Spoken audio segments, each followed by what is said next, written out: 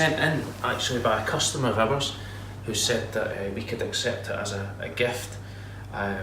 Obviously all declared in line with the company policy, and that's what we'll be putting the DAC on afterwards. Now, if you are deciding that you want to send us gifts in, preferably something liquid, preferably something alcoholic.